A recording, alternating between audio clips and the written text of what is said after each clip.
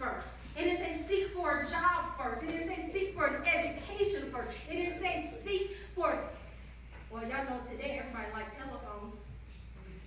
As much as I want another iPhone, yes, I do not like Android anymore. I am a strong iPhone fan. But even at that iPhone still cannot replace my Jesus. I can go without an iPhone. I cannot go without Jesus. Amen. I can go without seeing my children for days at a time, not even hearing from them for days at a time, but I cannot go without Jesus.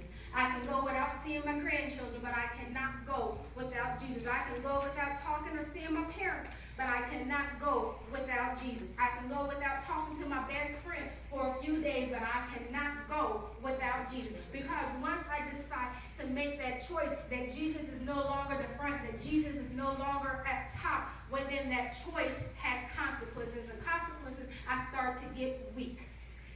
And when I start to get spiritually weak, then my life is now in danger. And when my life becomes in danger, believe it or not, I put your life in danger.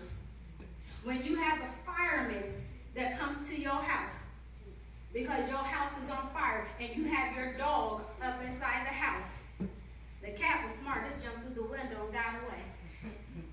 Y'all know cats. No, usually it's the other way around. The dog is the smart one. The cat's the one that usually hides. And the fireman goes inside it. You never see them going in there one at a time. You never see them going in there half prepared. They have been trained and they retrained. And they go over and they go over and they go over again all the procedures that it takes to stay safe, because when they're safe, then the person that's with them, their teammate, is also going to be safe. And when they're safe and they're doing things the right way because they've been trained, they've been studied up, and now they're applying these concepts to their life, to real life things outside of the fire station, well then you're no longer in danger. When we come inside the church and we get built up on the Word of God and we get encouraged by the Word of God, it not only helps us to stand, but it's helping somebody else. But when we stop doing this and we start walking in the flesh and we start trying to please the flesh and we start making justifications for pleasing the flesh and we start making up imaginary things in our mind to keep us out of the house of God and thinking that it's going to be okay, well now we've put in our other fellow people in danger too. Because where was you at in the middle of the night when I needed you to pray for them? When it was 2 o'clock in the morning and you were supposed to be on your knees and somebody was driving down the street and the semi was coming. When it was in the middle of the night and somebody was having a heart attack.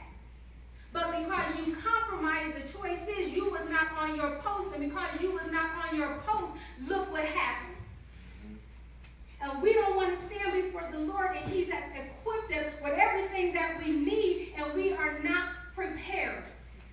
Because we were slack in our dealings with putting God and His work first. We want to be like the ducks.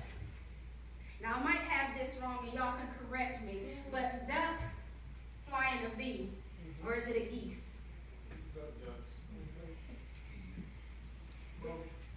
So they fly in a bee shape, and where the leader goes, that's where they go. When the leader makes a dip, then you'll see them making a dip. When the leader decides to go down into the water, then you'll see them go down into the water. When a Christian follows their leader that is following Christ, then blessings start to come.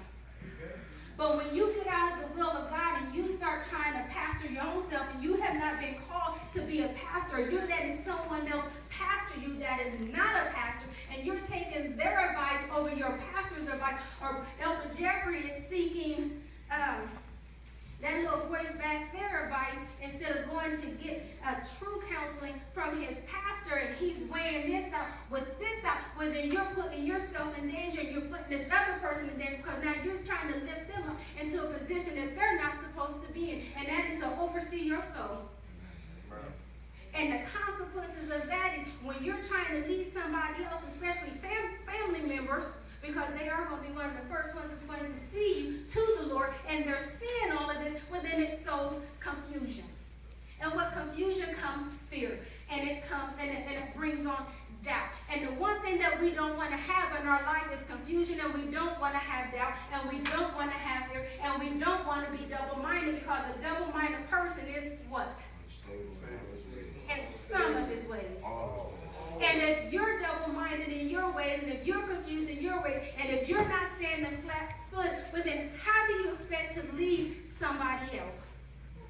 And I'm not talking about a momentary moment of weakness, you know, or a little stumbling block. But I'm talking about that you deliberately know the choices that you are making. This is something that most times is premeditated. You already made up in your mind on what you're going to do. And the first person that is weak enough to follow you, you're telling them to join in on the bandwagon.